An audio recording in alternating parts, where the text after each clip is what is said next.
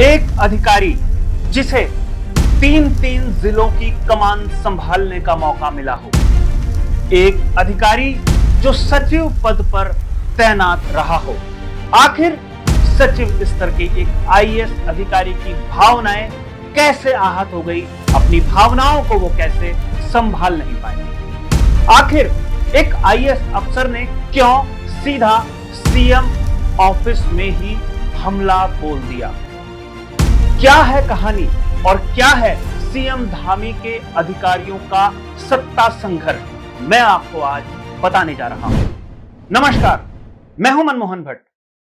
एक ऐसा अधिकारी जिसे उत्तराखंड सरकार ने तीन तीन जिलों का जिलाधिकारी बनाया हो, एक अधिकारी जो शासन में अपनी सेवाएं दे रहा हो, आखिर वो अधिकारी सार्वजनिक मंच पर टिप्पणी करके क्यों निशाने पर आ गया है। यह कहानी है आईएएस अफसर धीराज गर्ब्याल की। धीराज एक आईएएस अफसर हैं, नैनीताल, पौड़ी गढ़वाल और हरिद्वार के जिलाधिकारी रह चुके हैं। धीराज गर्ब्याल की एक सोशल मीडिया की पोस्ट इन दिनों सुर्खियां बनी हुई है। उत्तराखंड के एक कोने से लेकर दूसरे कोने तक उनकी ये पोस्ट शेयर की जा रही है। मामला मुख्य सचिव और मुख्यमंत्री तक भी पहुंचा है। मामला क्या है यह मैं आपको बताऊंगा, लेकिन पहले देख लीजिए कि आईएएस अफसर धीराज गर्ब्याल ने अपनी सोशल मीडिया पोस्ट पर लिखा क्या है, इसके मायने क्या है, किस किस को इशारा किया गया है और इसके पीछे के कारण क्या है। यह पोस्ट आप देखिए। धीरज गर्ब्याल लिखते हैं, अरे कुमाऊं के यूट्यूबर खड़ी बाजार के अलावा बहुत काम जोड़ना भूल गया, वीडियो देख के जोड़ लेना। संस्कृति स्थापत्य कला का संरक्षण क्या होता है ना तू समझ पाएगा और ना ही तेरा जोड़ीदार गढ़वाल का शकुनी पांडे। दोनों वीडियो देख के और मिलके इन कामों में प्रेस कॉन्फ्रेंस करवाते रहना। अब धीराज गर्ब्याल ने दो महत्वपूर्ण लोगों की तरफ इशारा किया है। पहले इस फेसबुक पोस्ट के मायने समझ लेते हैं, उसके बाद बताएंगे कि आखिर धीरज गर्ब्याल आहत क्यों है। धीरज गर्ब्याल ने यहां पर दो बातें विशेष रूप से लिखी हैं। एक, उन्होंने कुमाऊं के यूट्यूबर का जिक्र किया है। बहुत सारे लोगों का यह आकलन है जो बताते हैं कि कुमाऊं के यूट्यूबर के रूप में जो उन्होंने लिखा है, उनका इशारा कुमाऊं के कमिश्नर दीपक रावत की तरफ है। दीपक रावत सोशल मीडिया में एक बड़ा नाम है, आप देख सकते हैं 43 लाख से ज्यादा सब्सक्राइबर दीपक रावत के हैं। दीपक रावत की कार्यशैली बतौर जिलाधिकारी नैनीताल और बतौर जिलाधिकारी हरिद्वार के अतिरिक्त बतौर कमिश्नर कुमाऊं के रूप में भी देखी जाती है। कई जगह वो छापे मारने के लिए जाते हैं और अपनी कार्यशैली से खूब वो चर्चाएं बटोरते हैं और सोशल मीडिया में उनको खूब व्यूज मिलते हैं। तो ऐसा माना जा रहा है कि धीरज गर्ब्याल का एक इशारा दीपक रावत आईएएस अफसर कुमाऊं के कमिश्नर की तरफ है। अब एक और इशारा उन्होंने किया है, वो कहते हैं ना तू समझ पाएगा और ना ही तेरा जोड़ीदार गढ़वाल का शकुनी पांडे। यह बड़ा महत्वपूर्ण है कि जोड़ीदार मतलब अगर कुमाऊं के कमिश्नर की बात हो रही है और अगर इशारा समझने की कोशिश करें तो पांडे अगर गढ़वाल से जोड़ा जाता है तो सीधा सीधा विनय शंकर पांडे का नाम आता है। विनय शंकर पांडे यानी गढ़वाल के कमिश्नर, यानी मुख्यमंत्री के सचिव, यानी उद्योग विभाग के सचिव। अब अगर विनय शंकर पांडे के प्रोफाइल को हम देखें तो मुख्यमंत्री के सचिव के रूप में वो सीएम साहब के साथ हमेशा रहते हैं, सीएम धामी के सबसे विश्वास पात्र हैं। उद्योग विभाग के सचिव विनय शंकर पांडे हैं, गढ़वाल के कमिश्नर विनय शंकर पांडे हैं। यानी अगर चार धाम यात्रा की बात होगी तो भी विनय शंकर पांडे होंगे, अगर गढ़वाल के किसी जिले की भी बात होगी तो भी विनय शंकर पांडे की भूमिका महत्वपूर्ण होती है, उद्योगों के विकास की बात होगी तो भी विनय शंकर पांडे की भूमिका होगी और सचिव मुख्यमंत्री के रूप में उनकी भूमिका तो है ही। यानी जो सत्ता के दो प्रमुख अधिकारी हैं, दीपक रावत और विनय शंकर पांडे की तरफ यह इशारा धीराज गर्ब्याल ने किया है। भाषा की थोड़ा सा मर्यादा वो ऐसा लगता है लांग गए। कई लोगों का यह कहना है कि उनको भाषा की मर्यादा का ध्यान रखना चाहिए था।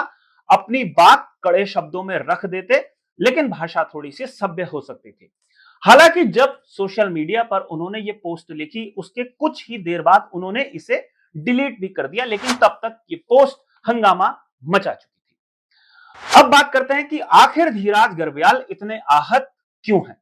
मामला 2021 से 2023 तक का है, जब धीराज गर्ब्याल नैनीताल के जिलाधिकारी की भूमिका में थे। नैनीताल में उन्होंने बहुत सारे काम कराए, ऐसा दावा धीराज गर्ब्याल और उनके कुछ समर्थक करते हैं। लेकिन इस दौरान उन पर गड़बड़ियों के कई आरोप लगे हैं।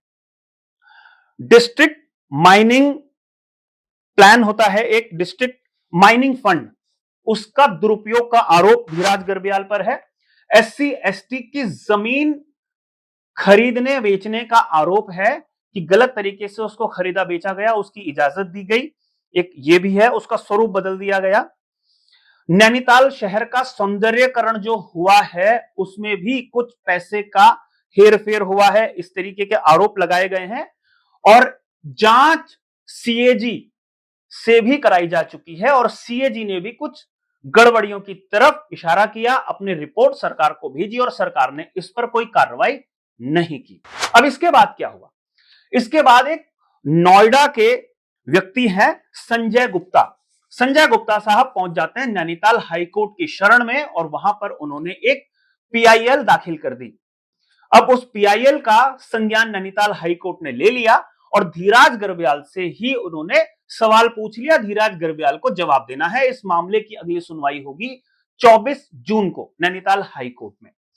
सीबीआई से इस पूरे प्रकरण की जांच होनी चाहिए, ईडी को इस मामले का संज्ञान लेना चाहिए। इस बात को भी नैनीताल हाईकोर्ट के समक्ष उठाया गया और हाईकोर्ट ने सीबीआई को भी नोटिस जारी कर दिया है। सीबीआई से भी एक तरीके से पूछ लिया है कि क्या इस मामले की सीबीआई से जांच कराई जा सकती है या नहीं कराई जा सकती। तो ये है प्रकरण और इस प्रकरण के बाद धीराज गर्ब्याल पर जांच की तो तलवार लटक ही रही है। उनके कामों की अगर जांच हो गई और गड़बड़ियां पाई गई तो धीराज गर्ब्याल की समस्या बढ़ सकती है। अब ऐसा माना जा रहा है कि धीराज गर्ब्याल को शायद इस बात का आभास है, इस बात की आशंका है कि उनके खिलाफ एक षड्यंत्र हुआ और चाहे वो दीपक रावत हो कुमाऊं के कमिश्नर और चाहे गढ़वाल के कमिश्नर विनय शंकर पांडे हो, इन लोगों ने मिलकर धीराज गर्ब्याल को फंसा दिया। ऐसा धीराज गर्ब्याल की पोस्ट के बाद कई लोगों का आकलन है कि धीराज गर्ब्याल को यह शंका है या आशंका है। हालांकि ना तो दीपक रावत और ना ही विनय शंकर पांडे की तरफ से कोई प्रतिक्रिया आई, लेकिन बात यह है कि मामला बढ़ते बढ़ते मुख्य सचिव और मुख्यमंत्री तक पहुंच गया। अब ये किस कैटेगरी में रखा जाएगा, इनसे क्या सवाल जवाब होंगे, मतलब गर्ब्याल साहब से, और इन्हें क्या सजा दी जा सकती है।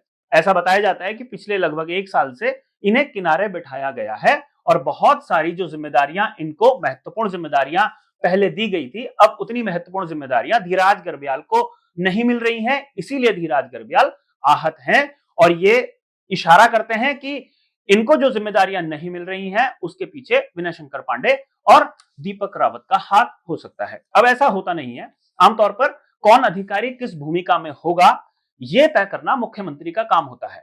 धीराज गर्ब्याल को तो 3-3 जिलों का जिलाधिकारी बनाकर भी राज्य सरकार ने भेजा है। ऐसे बहुत सारे अधिकारी हैं जो एक जिले में भी अपनी सेवाएं ठीक से नहीं दे पाए और दूसरा जिला उनको मिला नहीं, और ठीक से सेवाएं भी दे पाए होंगे तो भी उनको दूसरा जिला नहीं मिला, तीसरा जिला नहीं मिला।